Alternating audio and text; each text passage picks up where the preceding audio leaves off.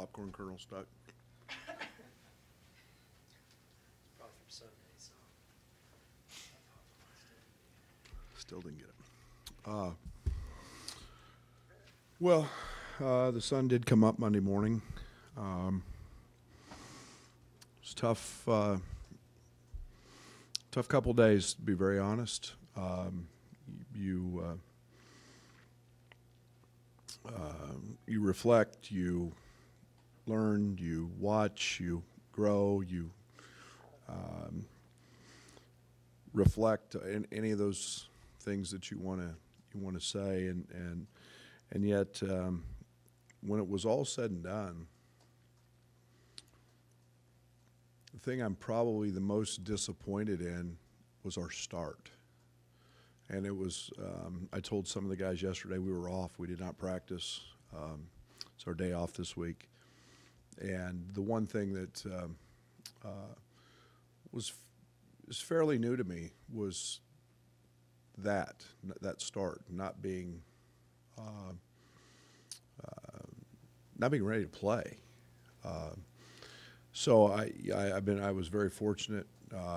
I guess in hindsight, I was very fortunate at SFA and Oklahoma State that when the lights came on, our guys were always ready to go. We had nights we didn't play great, but that was very disappointing, and leads me to,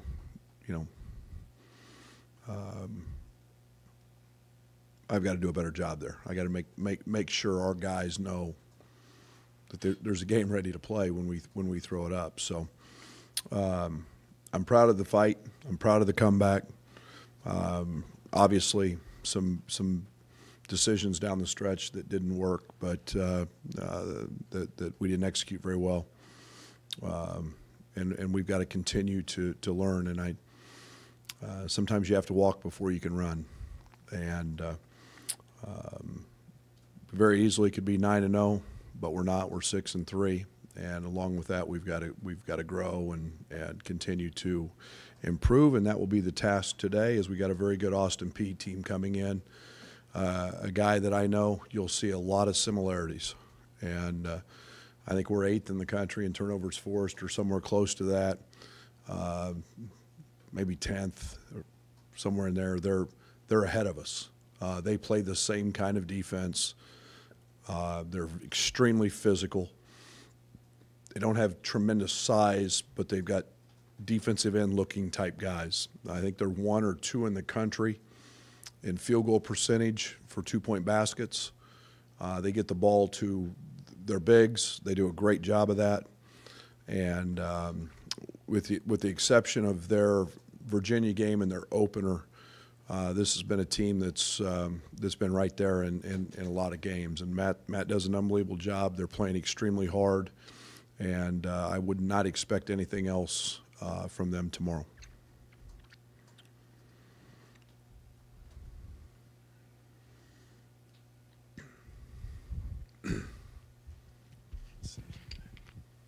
Coach, you talked about not getting the start you wanted. When you made that line change and took all 5 starters out, did that accomplish, in addition to getting productivity that you needed at that moment, did that send the message that you wanted, do you think, to your guys? I don't know yet. I wasn't very happy with that group at different points in the Northwestern game. We were minus 22 in the plus-minus in the Northwestern game. And I tried to said, okay, it's just kind of a, we'll stick with it, see if that was just a fluke. But I don't know if it had as much to do with who was on the court as it was to our mental approach to the game.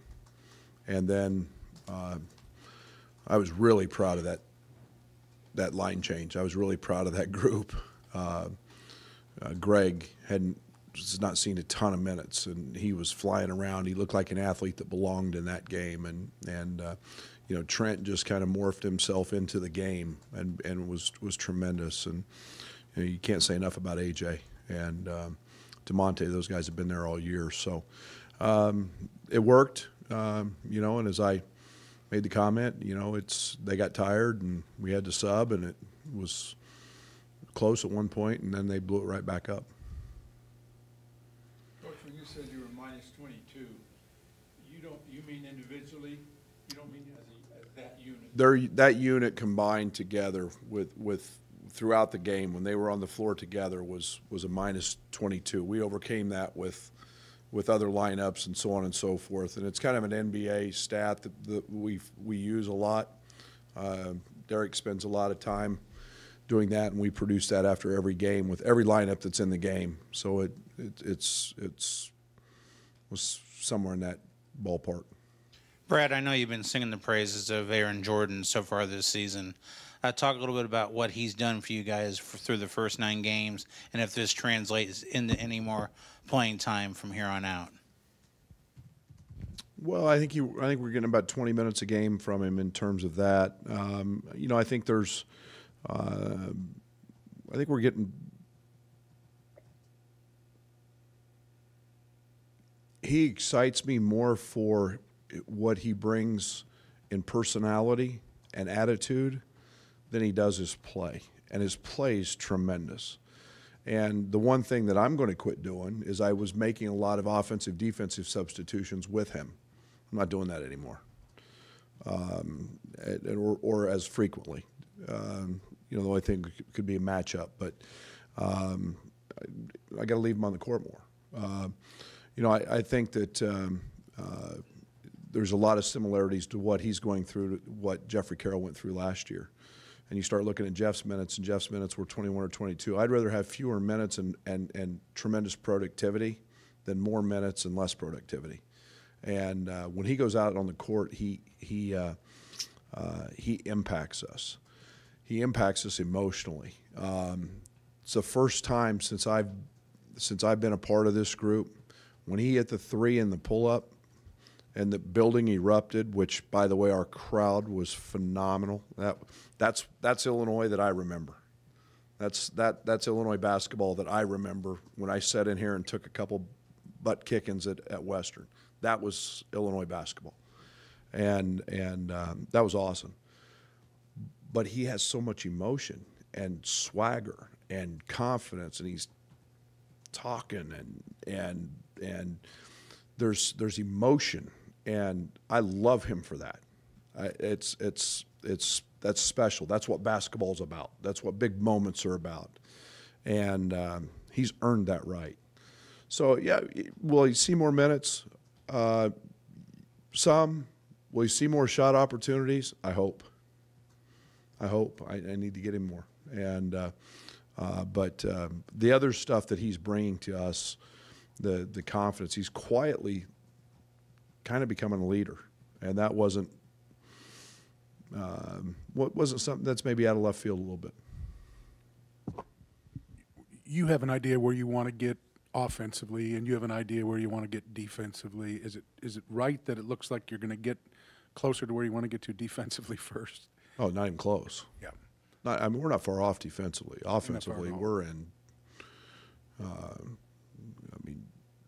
What do we had? 19, and what do we have the other night? 17 turnovers. We're offensively. You can't commit those mistakes and beat those type of people. And yet, defensively, because we have been doing some good things, we're able to be in games and should have won them. To be very honest, because of what we're doing defensively, we're overcoming sloppiness on the offensive end, and that's something we got to continue to work with.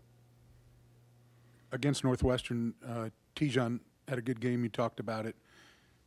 Wasn't as effective the next night, and so you plugged Trent in, and Trent was effective.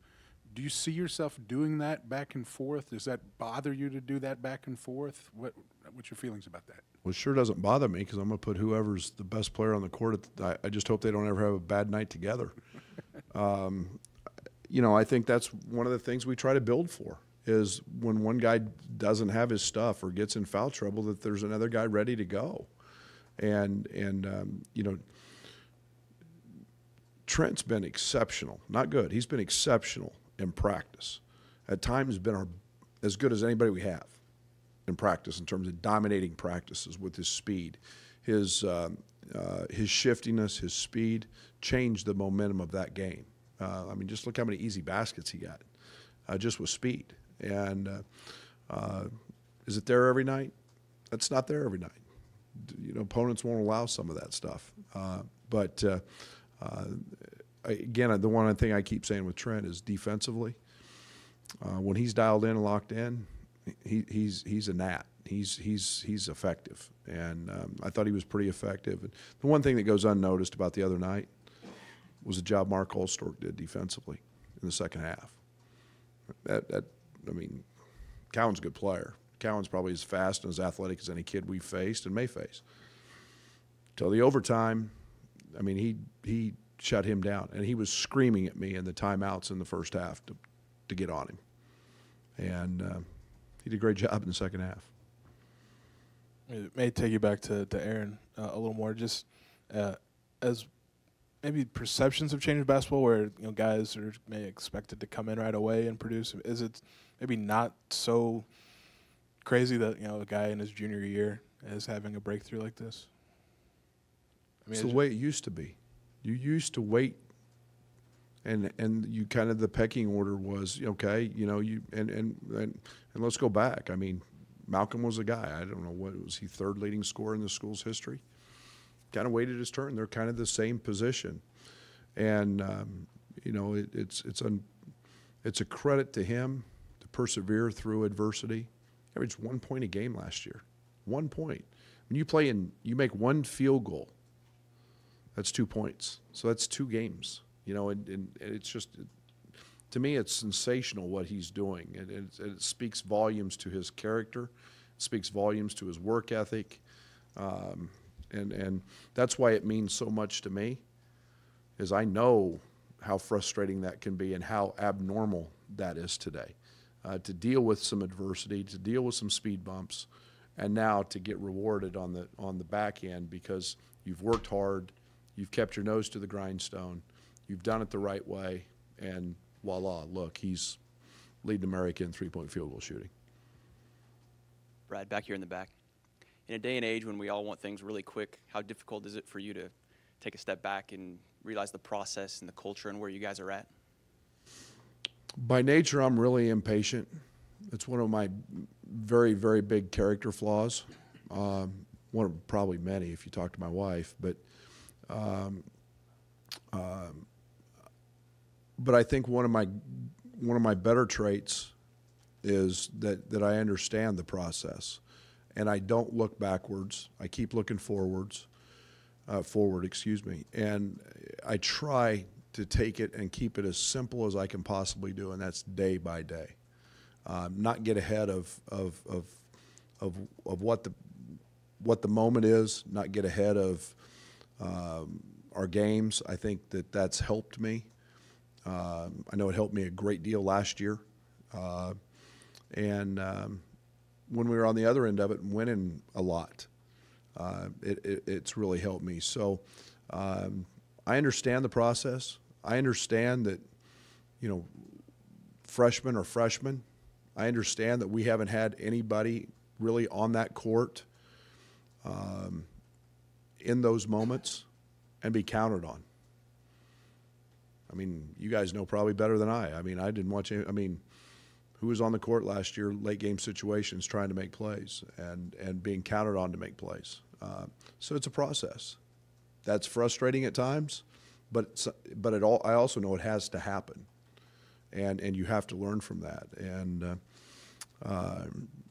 when I sing DeMonte's praises, you know how long it's been since he played in a game?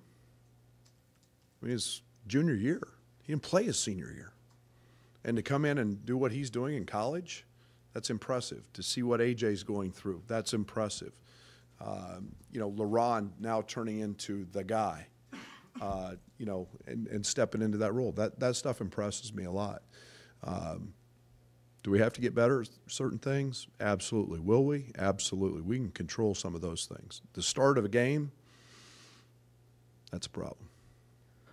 Talking about DeMonte, it seemed like we saw kind of like a new type of aggressiveness from him on the offensive end. Was that something that you had seen him Finally. out of practice that week? Finally. DeMonte's a good offensive player. And he's a guy that we need him to be an aggressive player on that end, not a guy that's just a facilitator, so to speak. And DeMonte's now latched on to AJ and in every morning getting shots. And there's a nice trend going between those two. And a nice it's nice to see. But we need DeMonte to be assertive, and you saw up and under that most post people wish they had. He's the one that got us going in that game when he checked in offensively. Okay. Question about LeRon. He makes a lot of difficult shots, and I'm curious the progress he's had working with Orlando. Are there some footwork things there? Are there some stuff going on there? Have those guys sort of developed a little something where he's come along and become a more reliable shorter in contested situations? Well, O does a great job with those guys, and those guys are spending a lot of time in the gym together. And the one thing that LeRon might lack in size and height, but he's done it his whole life, and he's figured out how to get his shot off. And you notice he shoots some fadeaway stuff, but he gets it very high. He's got a quick release with it up there. The one thing we would like to see LeRon do is get to the foul line more. I think he can be a guy that should be 6, 8 or more free throws a night, but they spend a lot of time together, and LeRon's got the ability to step out and shoot a three, and we've got to utilize him in all those situations based on matchup, and that's something that I think as the season expands, and our offense expands, you'll see him based on matchup be in a lot of different places. You were talking about Trent's speed to the basket. There was one basket that he got the other night where 12,000 people thought he got it, and 2 people didn't. It was 3. 3 people didn't. You had a conversation with Terry Oglesby, kind of heated conversation after that. Did he apologize for not making that call? It's the rule. They missed it, and it's the rule. And it's I don't like the rule. I've talked with everybody I can talk to about it. Whatever happens with the officials, it's the rule. They've got their hands cuffed. It's a non-reviewable play on a dead ball situation. And we review everything else in this day and age, but that is one that we don't. And it's unfortunately impacted us twice in rather dramatic fashion. And I just, I think it's not right. We have review to try to get the calls right and to make the right calls. And that in a dead ball situation where fouls were called in both situations was so it's not their fault. They missed it, or presumably missed it, but the officials got a hard job. But the rules didn't. The rules that are in place in this situation don't help them. Could you?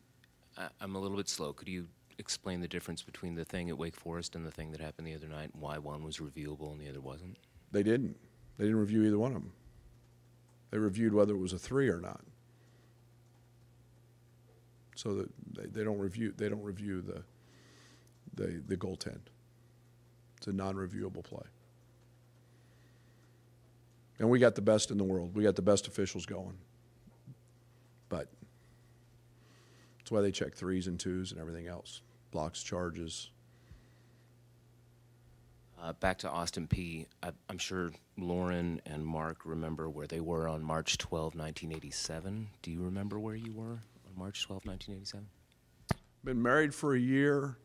I know it was, I think if it was a 14 seed, and Dick Vitale said he would stand on his head, if I'm not mistaken. Did anybody ever find out if Dick stood on his head? He did? Yeah. Did he do it in This building?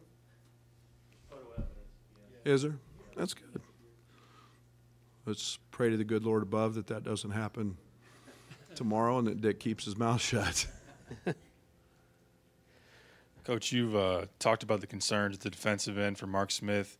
The fact that he hasn't gotten to the free throw line once in the last 3 games, is maybe that right up there with that? Scouting report.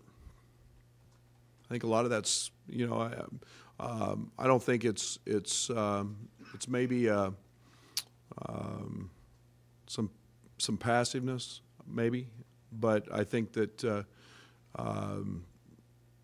those other coaches, no scouting report. You know, I think that Mark's shocked sometimes to see how open he is, and when you look at his, you know, and I told Mark yesterday he's got to shoot it better. I think he's 4 of 29 from the 3 on the year, close to that. They're taking away the drive and forced him to shoot that shot. He's a very, very good shooter. He knocks him down in practice. He's done it in high school. He's got to find that rhythm, find that confidence, and when he does that, it'll expand his game again. And now there's enough material out there that a lot of people are on synergy and scouting reports and doing that. I don't worry about Mark. Mark's the last guy that I worry about, especially on the offensive end. He's a young man that's spent a lot of time in the office yesterday, and he cares. He's got tremendous pride, and he's dialed into the opponent and what he's got to do better, and he's the last guy that I worry about, especially offensively.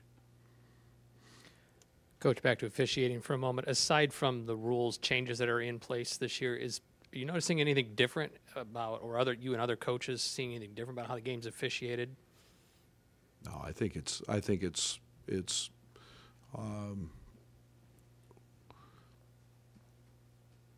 doing exactly what it's done. Got scoring up. It's got freedom of movement. It's the hand checks. All of that have been in place 3 or 4 years. It's that part of it's the same thing. They've got an impossible job.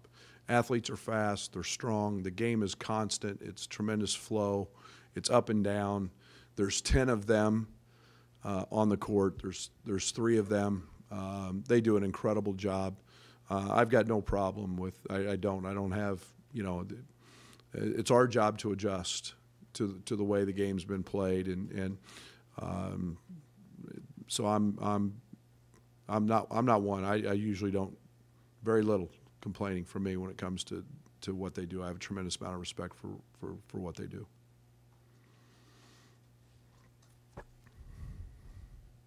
Coach, you've made the comparisons between AJ and Jeffrey Carroll from a speed standpoint and open court. Do you see Trent and Juwan at all?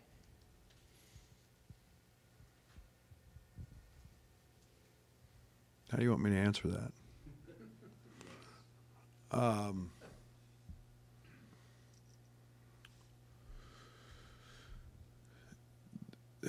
I've never thought about him like that. I mean, I know, I mean, Juwan's a pro. Juwan's playing, I don't know, he played 18 minutes the other night in the NBA. Their games are really different. They're the only thing that's somewhat comparable and it would be size. I mean, you're talking about, you know, Juwan is elite ball handler, elite in ball screens. He was arguably the best in the country last year. You could not guard him in a ball screen. Trent's an exceptional shooter. Trent's faster.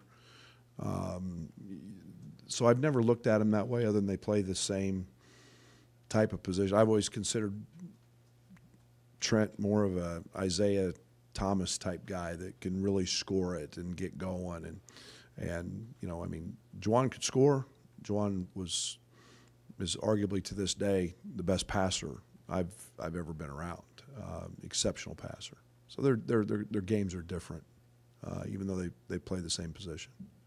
How do you feel like you guys have been improving against zone defenses? I mean, I think there was a segment the other night. There's 11 possessions of zone,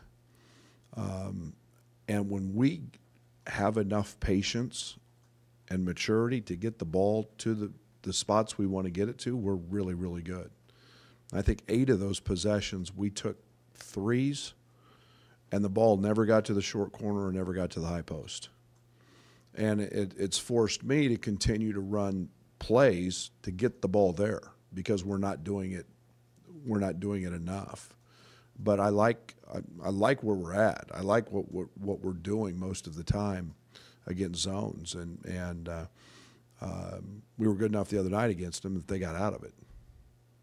So, you know, I think the numbers show we're pretty doggone good. You know, 1.2, 1.3 points per possession against zone.